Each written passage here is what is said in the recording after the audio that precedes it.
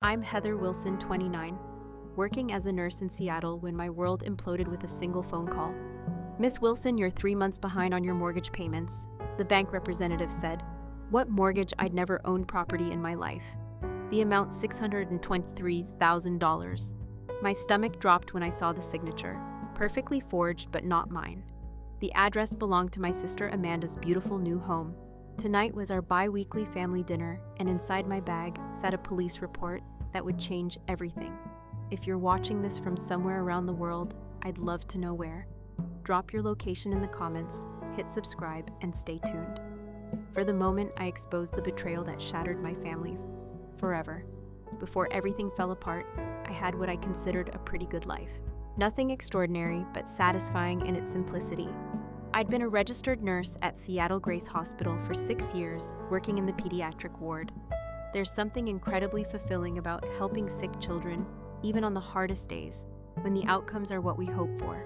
My colleagues were like family, and I'd built a reputation as someone reliable, someone who would pick up extra shifts when needed, someone who cared deeply. My apartment was small but comfortable, a one-bedroom in Ballard that I decorated with secondhand furniture and plants. Lots of plants. My friends joked that my place was more greenhouse than home, but those green companions gave me peace. After long, chaotic hospital shifts. Then there was my actual family. My parents, David and Carol Wilson, still lived in the same suburban home where my sister and I grew up. Dad had retired from his accounting job 2 years ago, and Mom continued teaching 4th grade, claiming she'd retire when the kids stopped being interesting. They were good people, honest, hardworking, and devoted to their daughters and Amanda, my older sister, by 3 years. I'd spent my whole life looking up to her as children. She was the confident one, the achiever, the one who made friends effortlessly while I hung back. Shy and uncertain, she was homecoming queen valedictorian and captain of the debate team. I was the quiet, studious one who found my voice only after college. But there was never any resentment between us, at least none that I acknowledged. I was proud of her accomplishments and grateful for her protection when kids tried to bully me in middle school. As adults, we'd remained close despite our different paths. Amanda went into real estate and built a successful career selling luxury properties around Seattle. She married Brian Parker, a financial advisor, 5 years ago. They made a striking couple, both tall, athletic, and perpetually tan from their frequent vacations to tropical destinations. Their social media pages were catalogs of carefully curated perfection, sunset cocktails, charity galas, and matching tennis outfits. Meanwhile, I remained single, focused on my career, and the occasional disastrous date that my coworkers insisted on setting up. Our lives couldn't have been more different, but we still met for coffee every few weeks, and our family gathered for dinner twice a month. Amanda would sometimes make subtle comments about my modest lifestyle or suggest investment opportunities one couldn't possibly afford, but I chalked it up to her wanting the best for me. 8 months ago, Amanda and Brian moved from their downtown condo to a stunning Craftsman in Queen and one of Seattle's most prestigious neighborhoods. When they invited the family over for a housewarming, I remembered feeling a twinge of envy as I walked through the meticulously renovated rooms with their Viking appliances and sweeping views of the city and Puget Sound. Amanda had given me the grand tour, pointing out custom features and designer names I didn't recognize. "Someday you'll have this too, sis," she said, squeezing my shoulder. "You just need to aim higher." The day everything changed started like any other Tuesday. I was halfway through my shift helping a 7-year-old boy named Tyler change his bandages after an appendectomy. When my phone vibrated in my pocket, I normally wouldn't answer during patient care, but I'd been waiting for news about my elderly neighbor who'd been hospitalized the previous night. I excused myself after ensuring Tyler was comfortable. "Hello, this is Heather," I answered, stepping into the hallway. "Miss Wilson, this is Craig Donovan from Washington Mutual Bank. I'm calling about your missed mortgage payments. We've sent several notices, and I'm afraid if we don't resolve this soon, we'll have to begin foreclosure proceedings." I felt a flutter of confusion. "I'm sorry, there must be some mistake. I don't have a mortgage. I rent my apartment." The banker's voice took on a slightly condescending tone. "Miss Wilson, according to our records, you took out a mortgage for $623,000 in January for a property on Highland Drive. You made payments for the first 3 months, but we haven't received anything since April." My mind raced. Highland Drive. That sounded familiar. "Wasn't that Amanda Street? This is a mistake," I insisted, my voice rising enough that a passing nurse gave me a concerned look. I've never purchased property. My credit isn't even good enough for a mortgage that size. I'm a nurse, not a surgeon. There was a pause then. The application shows an annual income of $192,000 and a credit score of 782 at the time of application. We have all the documentation, Miss Wilson, including your signature on multiple forms. Perhaps you could come into the branch to review the paperwork. The conversation continued in this surreal vein for several more minutes before I agreed to visit the bank after my shift. I returned to Tyler's room on autopilot, my mind spinning with possibilities. A clerical error, identity theft. But the address, that couldn't be coincidence. At the bank, Richard Peterson, the branch manager, laid out a folder of documents that made my stomach sink further with each page. Loan application, income verification, credit check, authorization, closing papers, all bearing what appeared to be my signature. And there it was in black and white. The property address matched Amanda's new house. Could I get copies of all of this? I asked, my voice sounding distant, even to my own ears. Richard hesitated. Technically, these are already your copies, but given the circumstances, I can make duplicates. He studied my face. Miss Wilson, if you didn't apply for this mortgage, I strongly suggest you contact the police. This appears to be identity theft, and possibly fraud. I nodded numbly, but inside a voice was screaming, not just any identity theft. My sister, my own sister, had stolen my identity to buy her dream house. The days following my visit to the bank became a blur of anxiety, disbelief, and methodical investigation. I called in sick to work for the first time in 2 years, unable to focus on patient care. When my own life was unraveling, my apartment, once my sanctuary, now felt like a cage where I paced endlessly, alternating between rage and confusion. Could there be another explanation? Perhaps Amanda had made some terrible administrative mistake. Maybe she'd intended to use her own name, but somehow mine got entered incorrectly. But as I stared at the documents Richard had copied for me, that hopeful theory crumbled. This was deliberate. Someone had carefully forged my signature on multiple documents. Someone had provided my social security number, birth date, and employment history. Someone who knew me intimately. My first call was to Equifax. The customer service representative sounded bored until I explained the situation. Then her tone shifted to practice sympathy. Let me pull up your credit report, Miss Wilson. The clicking of a keyboard, then a pause. There are several accounts here that appear to have been opened in the past year. The mortgage is the largest, but there's also a home equity line of credit for $150,000. 3 credit cards with limits between $20,000 and $30,000 each, and a personal loan for $45,000. I felt physically ill. All of these are fraudulent. I didn't open any of them. I understand, ma'am. I'm initiating a fraud alert on your account immediately, and I'll send you instructions for filing a formal dispute for each account. You should also contact the other credit bureaus right away by the end of that day.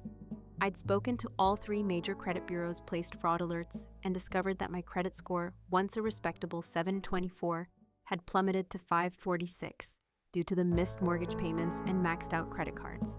I knew nothing about the next morning. I met with Diane Schwartz, a financial advisor recommended by a colleague. Her office was warm and inviting, but nothing could ease the knot of dread in my stomach as I slid the bank documents across her desk. This is definitely identity theft, she confirmed. After reviewing everything, and I have to say, it's quite sophisticated. Whoever did this knew exactly what information would be needed to pass verification checks. It was my sister, I said, speaking the accusation aloud for the first time. The house is hers. She's living in it right now. Diane's expression shifted from professional concern to genuine shock. That complicates things.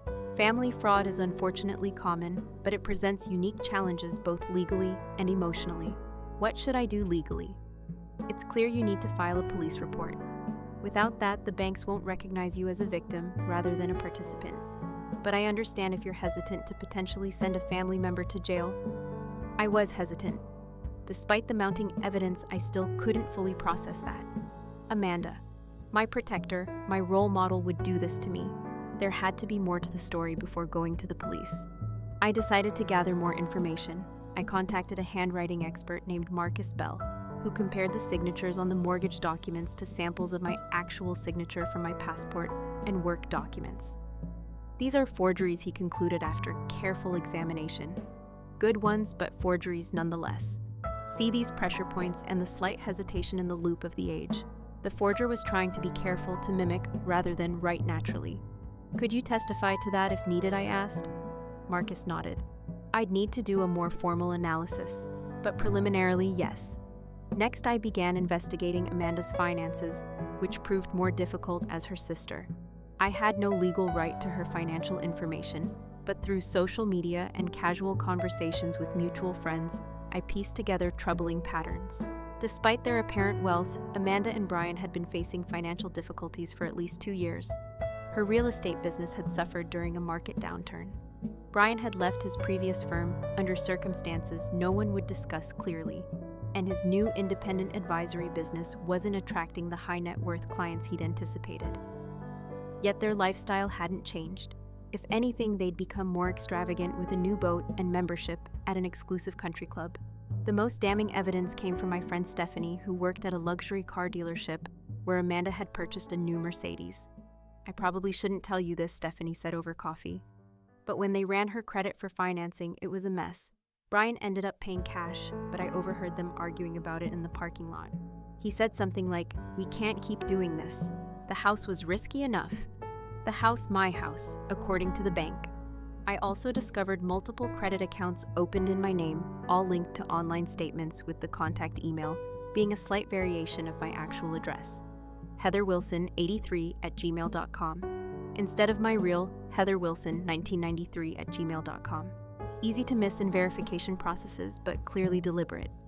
Every new piece of information felt like another weight on my chest, making it harder to breathe, harder to deny the truth.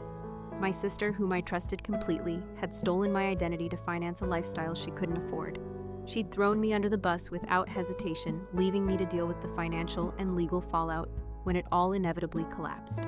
After a week of investigation, I could no longer avoid the necessary step with a heart that felt like lead.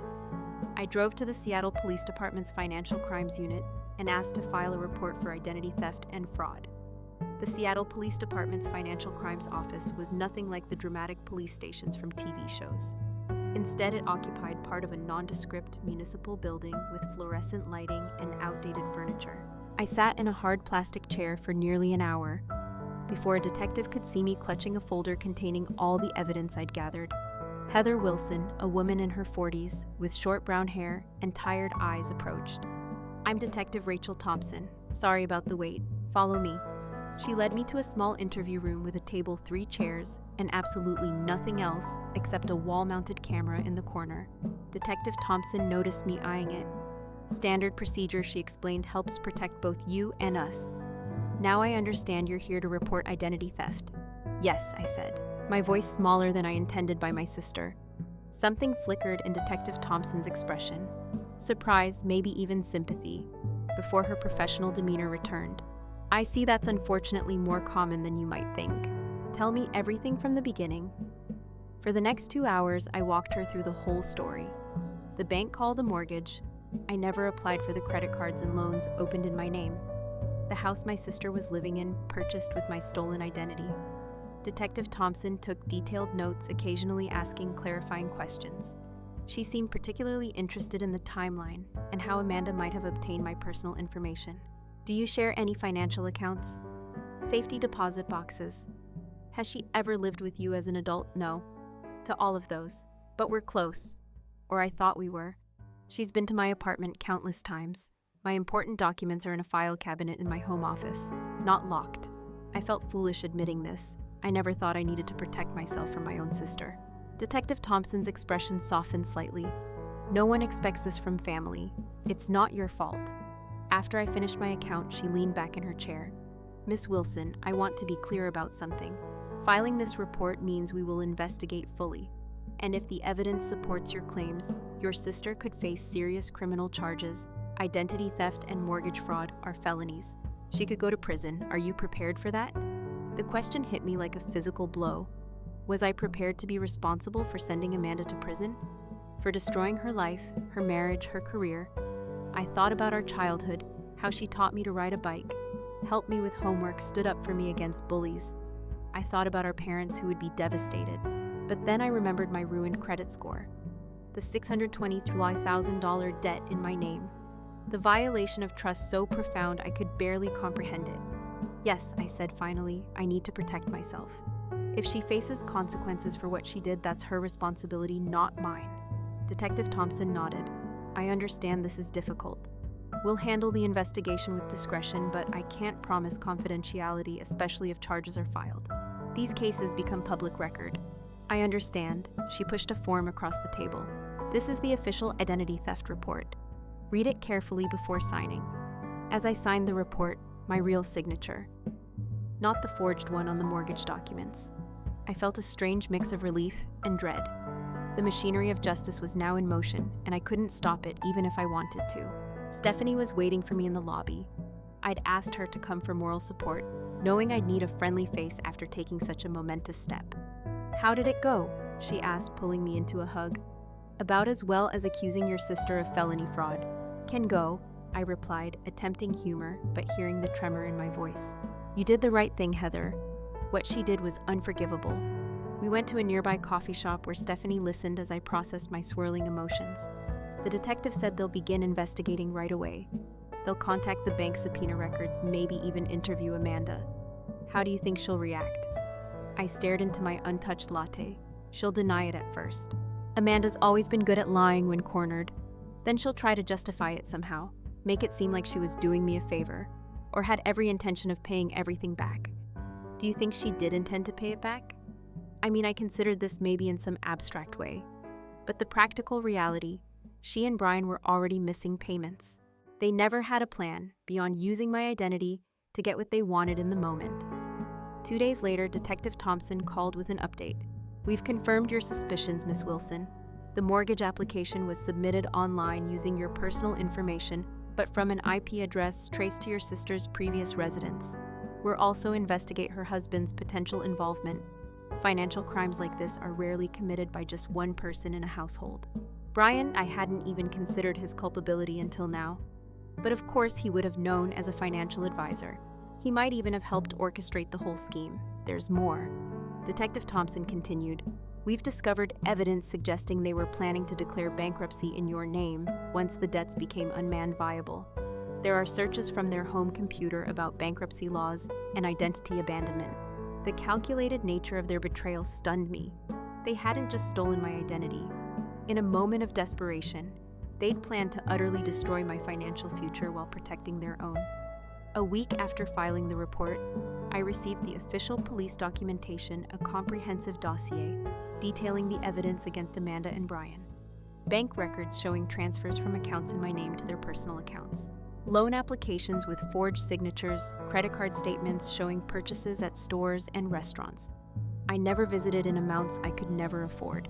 Sitting at my kitchen table that evening, I read through each page methodically, highlighting the most damning sections. The police had done thorough work, building an airtight case against my sister and brother-in-law. According to Detective Thompson, the district attorney was confident about pressing charges. Tomorrow was our bi-weekly family dinner. Amanda would be there, still believing her scheme was undiscovered. She didn't know that I'd received the foreclosure notice intended for homeowner Heather Wilson. She didn't know I'd spent weeks investigating her. She didn't know about the police report that now sat in a manila folder on my counter as I prepared for bed.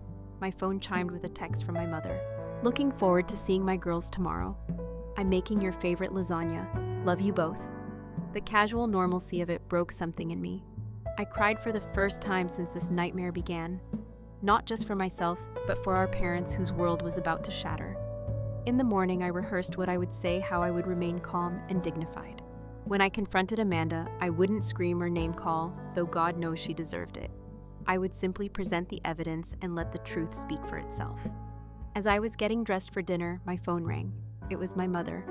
Honey, you're still coming tonight, right? Your father's already opened a bottle of wine. Yes, ma'am. I'll be there at 6. Good. Amanda's bringing that chocolate mousse cake you love from Dahlia Bakery. Isn't that thoughtful, my sister? The identity thief buying me cake with credit cards fraudulently opened in my name. The absurdity of it almost made me laugh. Very thoughtful, I managed. See you soon, Mom.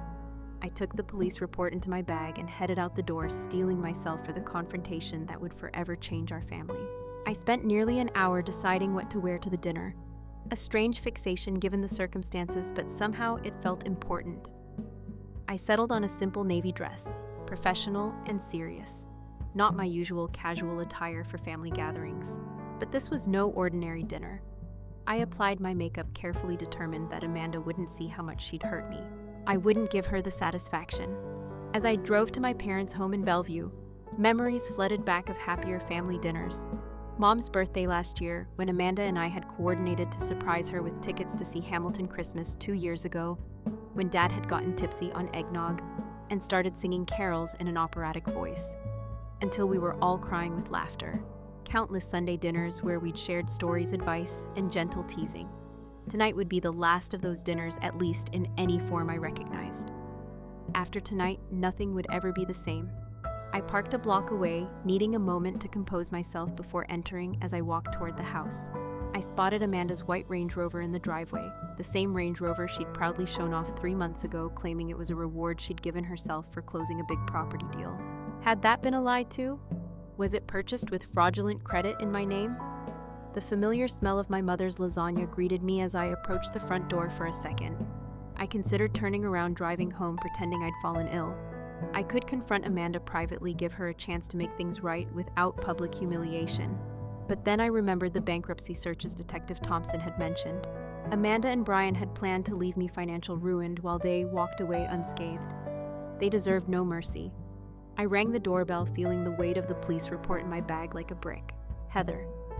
My mother opened the door, beaming. At 62, Carol Wilson remained vibrant and active, her gray hair cut in a stylish barb, her face lined but radiant. She pulled me into a hug. "You look beautiful, but so serious. Everything okay at the hospital?" "Everything's fine." "Mom," I lied, returning her hug. "Just tired from a long week inside." My father was in his usual spot, comfortable in his recliner, with a glass of red wine. He stood to embrace me. "There's my girl. Want some wine? It's that organ piano you like." "Thanks, Dad. That would be nice." From the kitchen, I heard Amanda's laugh, bright and musical as always. She appeared in the doorway wearing an expensive-looking cream blouse and tailored pants. Her blonde hair perfectly styled, her smile dazzling. "Heather." Finally, I was telling Mom about this incredible patient success story I heard from Dr. Garner at the club. "You should talk to him about potential positions and his practice. The benefits are amazing." The audacity stunned me. Here she was, having stolen my identity, offering career advice as if she had my best interests at heart. I forced a smile. "I'm happy where I am, thanks." If she noticed my coolness, she didn't show it. Brian's out back helping Dad with the grill. Mom insisted on both lasagna and steaks tonight. We're going to be eating leftovers for days. My sister-in-law Jessica arrived next with my brother Mark and their 2 children. Jessica immediately commented on Amanda's house, having visited recently for a playdate with the kids. "That sunroom is absolutely to die for." Amanda. "The way the light comes in during the afternoon, perfect for plants." Heather. "You should see it with all your green thumb knowledge. Your sister has turned it into this gorgeous reading nook."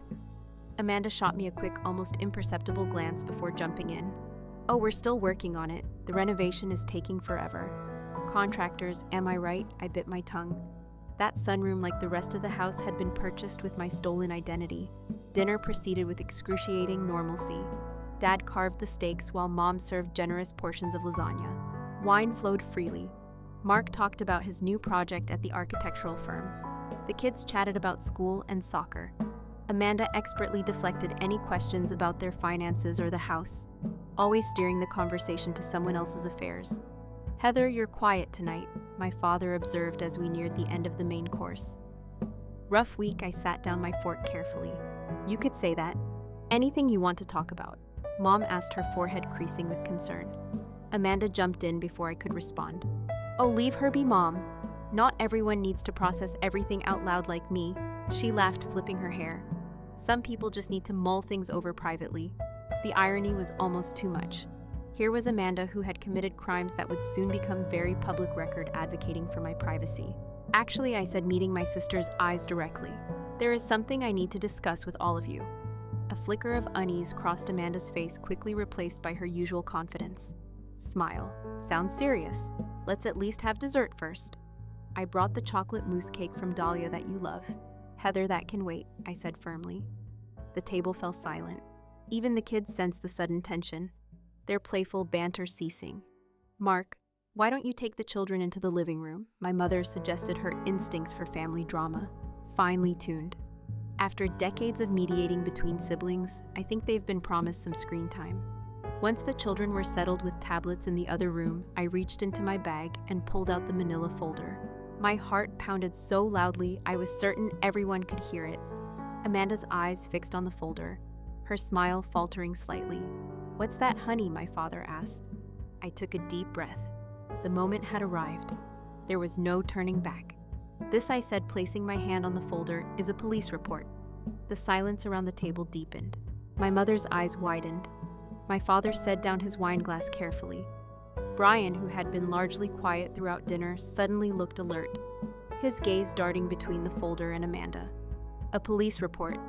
My mother echoed Heather. "What happened? Are you all right?" "I'm not all right, Mom. I've been the victim of a crime." I looked directly at Amanda as I slid the folder across the table toward her. "Identity theft and fraud. To be specific." Amanda didn't touch the folder. Her face had gone very still, her usual animated expressions frozen. "What are you talking about?" she asked, her voice unnaturally high. "Open it," I said quietly. Brian placed his hand on Amanda's arm. "Maybe we should discuss this privately." "Amanda, there's nothing to discuss," she responded quickly, still not touching the folder. Heather's obviously confused about something. My father, never one for tension or confrontation, tried to lighten the mood. "Is this some kind of joke, girls? Because I'm not following." "It's not a joke, Dad."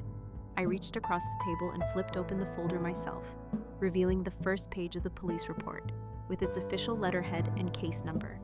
2 weeks ago, I received a call from Washington Mutual Bank about missed mortgage payments on a $623,000 loan I never took out for a house I've never owned at 4872 Highland Drive. My mother gasped softly, "But that's Amanda and Brian's address." I finished for her the dream house they've been showing off to everyone for months. Was purchased through a mortgage fraudulently obtained in my name, along with a home equity line of credit, 3 credit cards, and a personal loan. All maxed out, all in default. All eyes turned to Amanda, whose face had drained of color for several seconds. No one spoke. Then Amanda laughed, a brittle for sound. "This is ridiculous. There's obviously been some kind of mistake, a bank error, or the police." "Don't think so," I interrupted. "Neither does the handwriting expert who confirmed the forged signatures. Neither does the IP address, evidence showing the mortgage application was submitted from your old condo." Brian abruptly stood up. "We should go, Amanda. We don't have to listen to these accusations." My father found his voice deep and trembling with anger. "Sit down, Brian. Both of you need to explain what the hell is going on." Amanda's demeanor suddenly shifted. The deer in headlights look vanished, replaced by cold calculation. "Fine. You want an explanation?" "We had a rough patch. Brian's firm collapsed when his partner embezzled funds.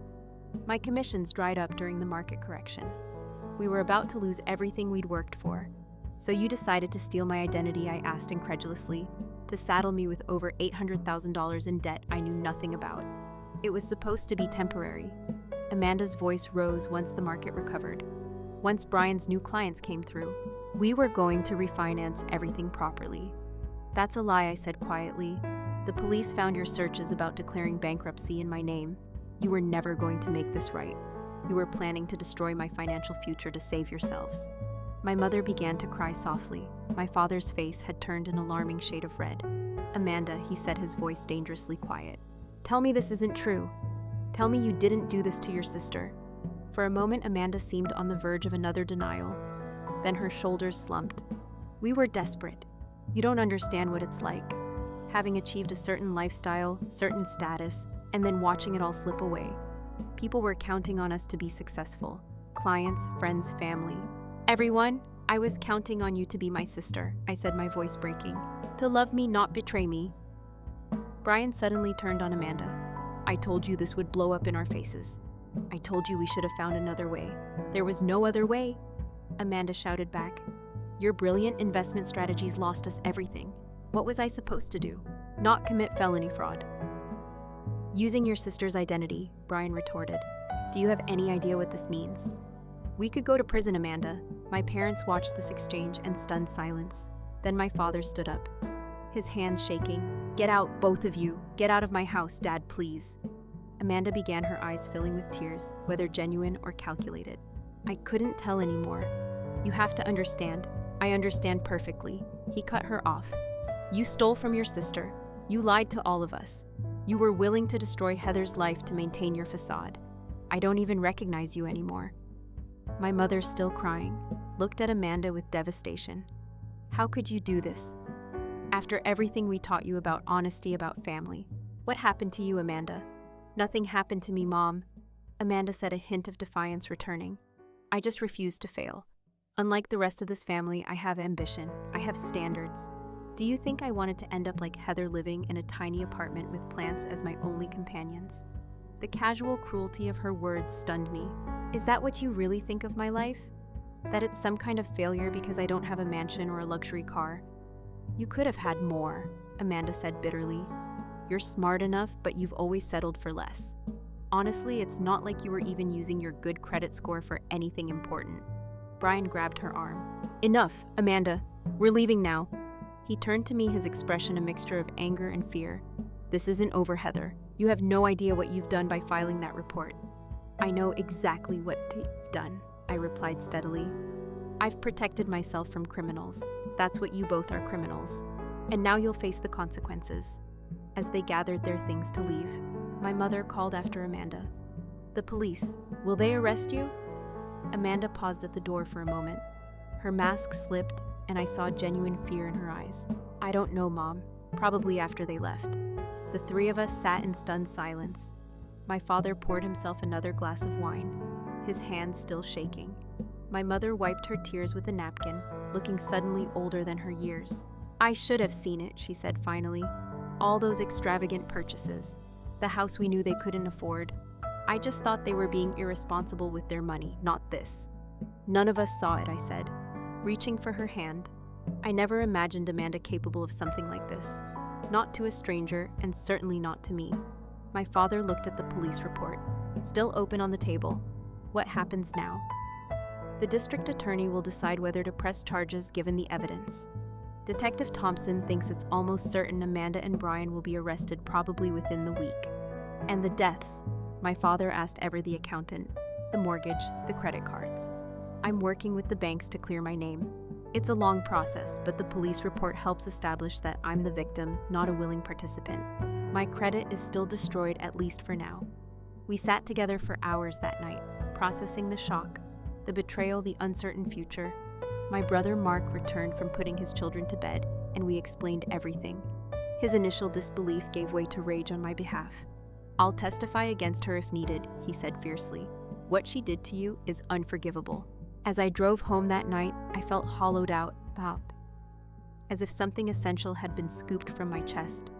I had done what was necessary to protect myself, but there was no satisfaction in it. Only grief for the sister I thought I knew, and the family that would never be the same.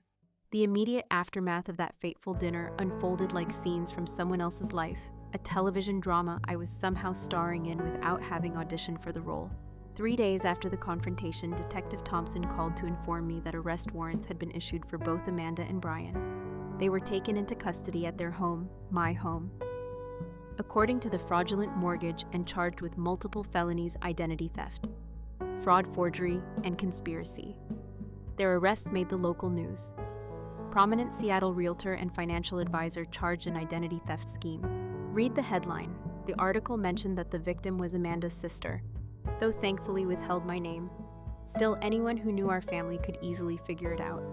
My phone buzzed constantly with messages from concerned friends, distant relatives, and even former classmates who had connected the dots. I turned it off, unable to face the well-meaning but intrusive questions. How are you holding up? Did you know what they were doing? Are they going to prison? My parents retreated into a shell of shock and humiliation. Dad stopped attending his weekly golf games, unable to face friends who had undoubtedly seen the news. Mom took a leave of absence from teaching, claiming health issues. Their social circle built over decades in the same community. Suddenly, I felt threatening rather than supportive. Everyone must be talking about us, Mom said during one of my visits to their home. She hadn't bothered to style her hair or apply makeup. So unlike her usual put-together appearance, wondering where we went wrong with Amanda. You didn't go wrong, I assured her, though part of me wondered the same thing. Had there been signs of Amanda's moral flexibility that we'd all missed or excused over the years? Small dishonesty that had escalated when the stakes got higher. "Your father can barely sleep," she continued. "He keeps saying he should have taught her better values, as if this is his fault somehow." The pressure from my family to drop the charges began subtly at first, then grew more insistent as the reality of Amanda's situation became clearer. She and Brian had been released on bail, but were required to surrender their passports. Their assets were frozen, including the house, which the bank was now moving to reclaim. She made a terrible mistake. My mother pleaded over the phone one evening. "But she's still your sister, still our daughter. Couldn't you ask the district attorney to reduce the charges? Maybe some kind of probation instead of prison, Mom." She stole my identity. She planned to declare bankruptcy in my name. Do you understand what that would have done to me? I wouldn't have been able to rent an apartment, get a car loan, maybe even keep my job if it required a security clearance. She was willing to destroy my life. I know, honey, what she did was inexcusable, but she has 2 young children. Think about your niece and nephew growing up without their mother. That was the hardest part. Harper and Ethan, 5 and 7, innocent in all this. I adored those children, had babysat them countless times, brought them special treats for my travels. Now they might lose their parents to incarceration because of my police report. My resolve wavered. Maybe I could talk to the DA about a plea deal. Maybe there was a way for Amanda to make restitution without serving time. It was Stephanie who helped me regain my perspective during a much-needed night out at a bar far from my usual haunts. "Listen to me," she said, setting down her vodka tonic firmly. Amanda chose to commit multiple felonies. Amanda chose to victimize her own sister. Amanda chose to put her children at risk by engaging in criminal behavior. None of that is on you. The consequences are hers to bear, not yours to ameliorate. But my parents, your parents are doing what parents do, trying to protect their child. But they're protecting the wrong child in this scenario. You're the victim here, Heather. Don't let them make you feel guilty for standing up for yourself. She was right, of course. And when I met with the district attorney the following week, I made it clear that I was not interested in dropping or reducing the charges. "Miss Wilson, I want to commend your resolve," said Prosecutor Natalie Chen. "Many identity theft cases involving family members never make it to court because victims withdraw under family pressure. But these crimes have real consequences, and they merit real punishment." The legal proceedings moved forward with excruciating slowness. Preliminary hearings, motions filed by expensive defense attorneys, continuances, and delays. Through it all, I had to continue working, paying my bills, and attempting to repair my shattered credit. I'll never forget the day Amanda and Brian finally accepted a plea deal. 9 months after my confrontation at the family dinner, I sat in the courtroom watching as my sister Thinner, now her designer clothes replaced by a modest navy suit, stood before the judge Amanda Parker. "You have pleaded guilty to 1 count of identity theft, 1 count of fraud, and 1 count of conspiracy." The judge stated before I pronounced sentence, "Do you wish to make a statement?" Amanda turned slightly, her eyes finding mine in the gallery. For a moment, I saw a flicker of the sister I'd grown up with, vulnerable, human, flawed. "I want to apologize to my sister," she said, her voice steady but subdued. "What I did was unforgivable. I betrayed your trust in the worst possible way, and I'll regret it for the rest of my life. I was selfish and desperate and terrified of failure. But that's no excuse for hurting the person who has always supported me and believed in me. I'm so sorry, Heather." The judge sentenced Amanda to 18 months in federal prison, with Brian receiving 12 months. Both would serve 3 years of supervised release afterward, and were ordered to pay full restitution, even though how they would manage that without their careers remained unclear. As Amanda was led away, our eyes met one final time. There was so much unsaid between us, so much damage that might never be repaired. I didn't know if I could ever forgive her, but in that moment, I acknowledged the complexity of my feelings. The anger and betrayal intertwined with memories of shared childhood of love that had been real. Despite everything that came after, the weeks following the sentencing were a blur of practical matters. The bank foreclosed on the house, selling it at auction for less than the mortgage amount. I worked with credit agencies to remove the fraudulent accounts from my record. A frustratingly slow process that required countless phone calls, letters, and documentation. My relationship with my parents remained strained. They visited Amanda regularly, and the minimum security facility where she was serving her time, but rarely mentioned these visits to me. We tried to maintain some semblance of family connection, but our conversations were superficial, carefully avoiding the elephant in the room. Thanksgiving came and went. The first one in my memory, without a full family gathering. My parents invited me, but I declined spending the holiday with Stephanie's family instead. Christmas was equally fractured. I dropped gifts for my parents at their home, but didn't stay for dinner. The traditions that had anchored our family life for decades had been shattered along with our trust. The day the bank finally removed the fraudulent mortgage from my credit report felt like emerging from a long, dark tunnel. My credit score was slowly recovering, though financial experts warned it might take years to fully restore. I'd moved to a new apartment wanting a fresh start and a place untainted by memories of betrayal. As winter turned to spring, I received an unexpected letter not from Amanda, who had written several times with apologies I wasn't ready to accept, but from my niece Harper in wobbly handwriting on pink paper. She had written, "Dear Aunt Heather, I miss you a lot. Grandma says you're mad at Mommy because she did something bad. I'm sometimes mad at Mommy too, like when she wouldn't let me have 2 desserts. But I still love her. Do you still love her? Can you come see me and Ethan? We have a new apartment, but it's small and doesn't have a garden like the big house. Love, Harper." The innocent perspective of a child who couldn't possibly understand the magnitude of what had happened brought tears to my eyes. Whatever my feelings toward Amanda, Harper and Ethan were innocent casualties of their parents' crimes. They deserved an aunt who loved them, even if that love had to be carefully separated from the betrayal of their mother.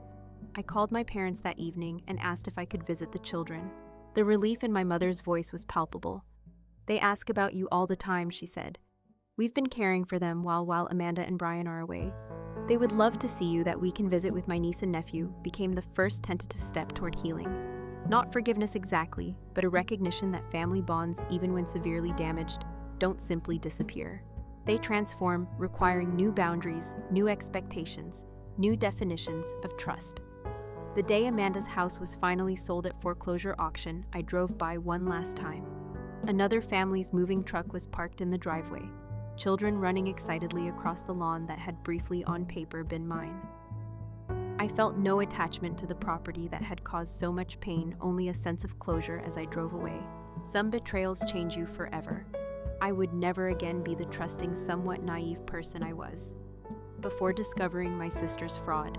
But as I worked to rebuild my finances and reconfigure my family relationships, I began to recognize that surviving betrayal had revealed a strength I hadn't known.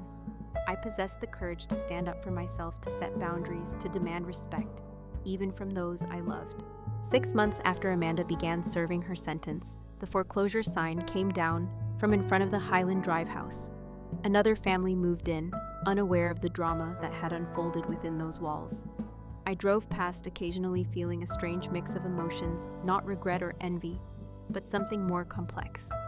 The house that had symbolized my sister's betrayal was now just a house again, inhabited by people who had no connection to our family's pain. 6 months after Amanda began her prison sentence, I was finally starting to see tangible improvements in my life. My credit score, while not fully recovered, had climbed back into the fair range.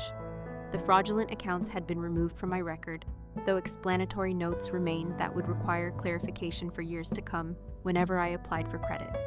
I had settled into my new apartment, smaller than my previous one, but in a building with better security, including a locked mailbox that only I could access. The paranoia lingered, a constant companion I was learning to manage. Rather than eliminate, my weekly therapy sessions with Dr. Alan Winters had become a cornerstone of my recovery.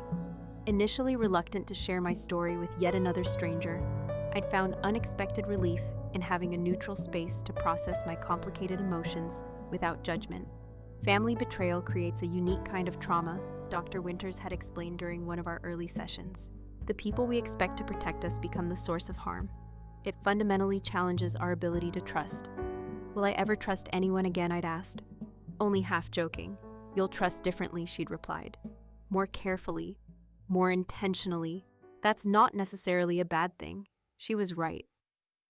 I'd become more cautious about sharing personal information, more vigilant about reviewing financial statements, more selective about who I allowed into my inner circle. But I hadn't withdrawn from life entirely, which had been my fear in those dark early days.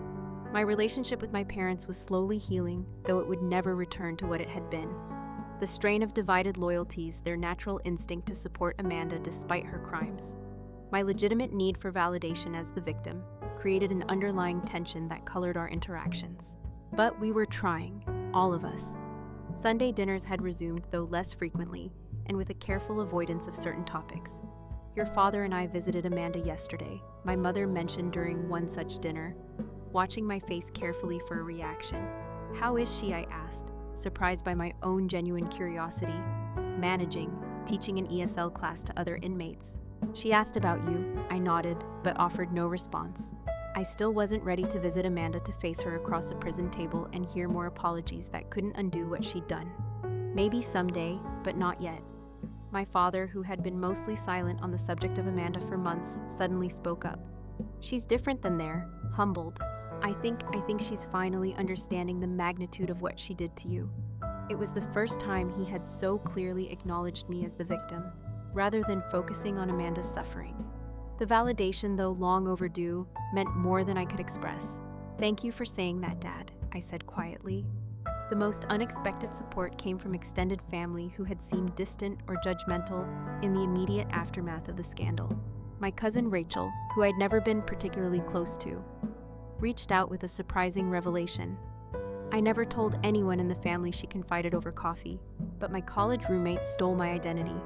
Open credit cards ran up thousands in debt. I know something about what you've been through. What did you do? I asked. Press charges, just like you lost friends who thought I was overreacting. I never regretted it for a minute. Finding this community of understanding other identity theft victims who truly comprehended the violation I'd experienced became an important part of my healing. I joined an online support group and eventually began attending in-person meetings of a financial crime survivors network. There I met people from all walks of life whose stories echoed aspects of mine. The shock of discovery, the painstaking process of clearing their names, the broken relationships with those who couldn't understand why they wouldn't just forgive and move on in their company. I didn't have to explain or justify my feelings. They already knew. Through this network, I connected with a nonprofit organization dedicated to helping identity theft victims navigate the complex process of recovery after benefiting from their resources. I began volunteering using my own experience to guide others through the labyrinthine systems of credit bureaus, law enforcement, and financial institutions. You have a gift for this, Margot, the organization's director told me, after observing one of my counseling sessions with a newly identified victim. You're compassionate without sugarcoating the reality of what they're facing. This work gave purpose to my pain, transforming a devastating personal experience into knowledge that could help others. I couldn't undo what Amanda had done, but I could use it to make someone else's journey a little less lonely, a little more navigable. Moving to my new apartment had been a practical necessity. The lease on my old place had ended and I needed something I could afford, on a budget strained by legal fees and credit counseling costs. But it became a symbolic fresh start as well. I filled it with plants as always, but also with new furniture that held no memories of my pre-betrayal life. I installed a small home office with a locking file cabinet for important documents. Not because I expected another family member to steal my identity, but because the experience had taught me the value of prudent protection. When Amanda had been incarcerated for nearly a year, I received a letter that stood out from her previous attempts at communication. Unlike her earlier apologies, which had focused on her remorse and suffering, this one acknowledged the specific harms she had caused me. I've been working with a therapist here, she wrote. She's helping me understand that true accountability means recognizing not just that I did something wrong, but exactly how my actions hurt you. I stole more than your identity, Heather. I stole your sense of security, your trust in family, your belief in my love for you. I can't undo that harm. But I want you to know that I see it clearly now. I'm not asking for forgiveness. I'm not even asking for a response. I just want you to know that I understand what I destroyed, and I will live with that knowledge for the rest of my life. I didn't respond immediately, but I kept the letter rereading it periodically as I processed my feelings. The acknowledgement of specific harms felt different from her earlier blanket. Apologies, more genuine, more complete, more aware. Around this time, I made a decision that surprised even me. Using some of the restitution money that had finally begun arriving from Amanda and Brian seized assets, I put a deposit on a small house with a generous yard, perfect for an expanded garden. The irony wasn't lost on me. My sister's crime had ultimately led to me achieving the home ownership she had fraudulently claimed in my name the day I signed the legitimate mortgage papers, a moment that should have been purely joyful.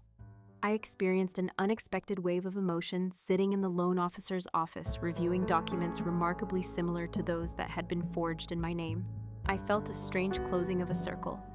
"Is everything all right, Miss Wilson?" the loan officer asked, noticing my hesitation. "Yes," I said, signing my actual name to a loan I had chosen for a house I could afford. "Everything is fine.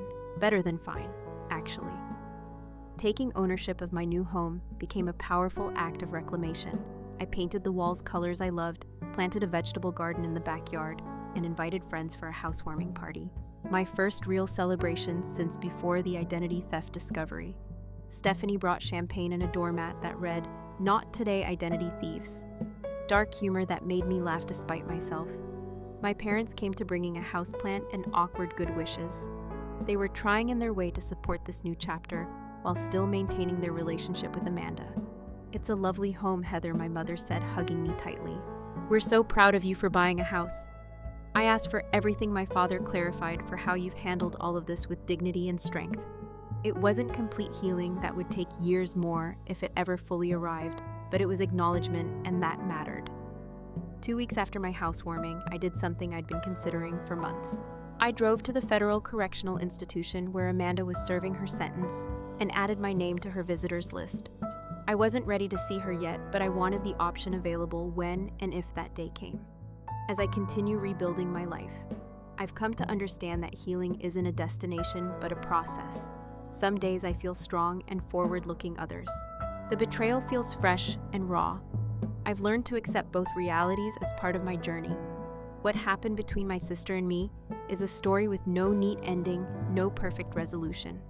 Family bonds once broken by betrayal can never be completely restored to their original form, but they can transform into something new, something more honest. Perhaps with clearly established boundaries and carefully rebuilt trust. I don't know if Amanda and I will ever reclaim anything resembling our former closeness. I don't know if I'll ever fully trust her again, but I know that I've survived the worst betrayal I could imagine, and I've emerged stronger, wiser, and more self-reliant than before. If there's a lesson in all of this, it's that trust should be treated as the precious resource it is given, carefully guarded appropriately, and withdrawn when necessary for self-protection. Love and trust aren't the same thing, a distinction I never fully understood until now. I can love my sister while acknowledging that she violated my trust in ways that may never be fully repaired. This experience has taught me that family loyalty has limits and should have limits. That standing up for yourself, even against those you love, isn't selfish but necessary. That forgiveness, if it comes, must follow accountability, not replace it.